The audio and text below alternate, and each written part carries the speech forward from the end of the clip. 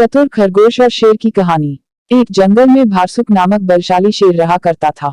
वह रोज शिकार पर निकलता और जंगल के जानवरों का शिकार कर अपनी भूख शांत करता था। एक साथ वह कई कई जानवरों को मार देता।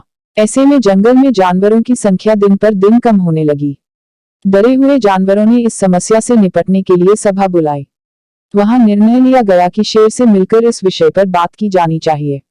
इसके लिए जानवरों का एक दल बनाया गया।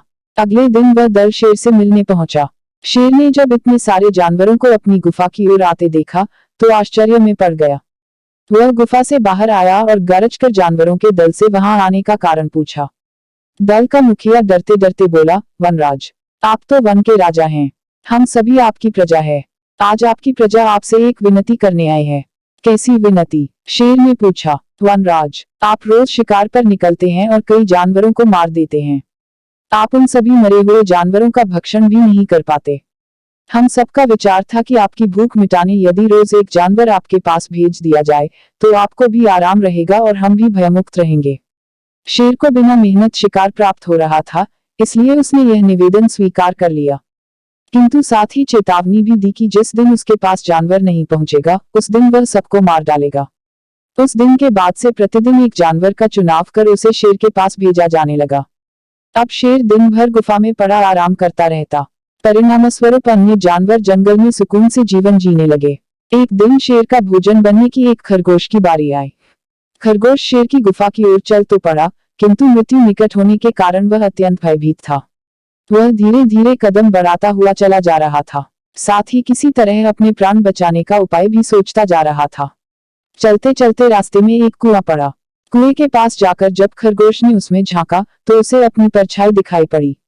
उसी क्षण खरगोश को अपनी जान बचाने का एक उपाय सूझ गया। उपाय सूझते ही खरगोश में एक नए जोश का संचार हो गया। उसे शेर के पास जाने की कोई जल्दी नहीं थी। कुछ देर कुएं के पास आराम करने के बाद वह शेर के पास पहुंचा। इधर भूखा शेर अपने भोजन के आने में हो रही देरी से क्रोध में लाल पीला हुआ जा रहा था। जैसे ही उसने एक पिद्दी से खरगोश को देखा, उसका क्रोध और बढ़ गया। वह गरज कर खरगोश से बोला, पिद्दी खरगोश, मैं कब से प्रतीक्षा कर रहा हूं और तू अब आया है। अब मेरी भूख बढ़ चुकी है। तुझ अकेले से मेरा क्या होगा? तुझ पिद्दी को किस बेवकूफ ने मेरे पास भेजा है तुझे? तेरे बाद अब मैं उसे भी मारकर खा जाऊंगा। खरगोश हाथ जोड़कर गिड़गिड़ाया, वनराज, देरी के लिए मुझे क्षमा करें। विश्वास करिए इसमें न मेरा दोष है, न ही मुझे भेजने वाले का।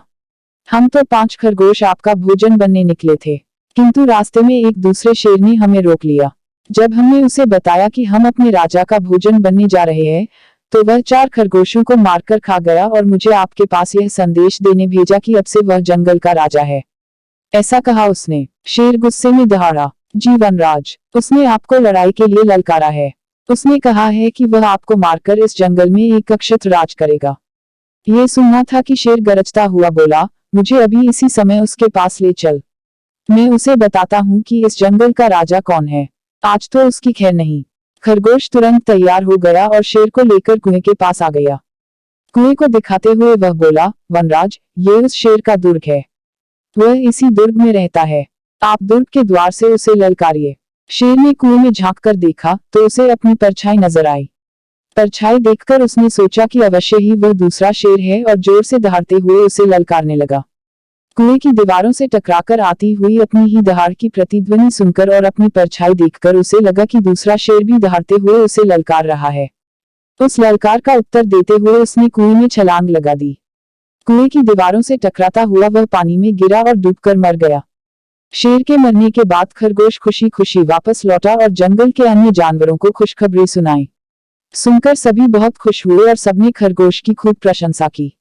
सीख, बुद्धि बल सबसे बड़ा बल होता है, इसलिए मुश्किल घड़ी में सदा बुद्धिमानी से काम लेना चाहिए। बुद्धि का इस्तेमाल कर हर समस्या का समाधान किया जा सकता है।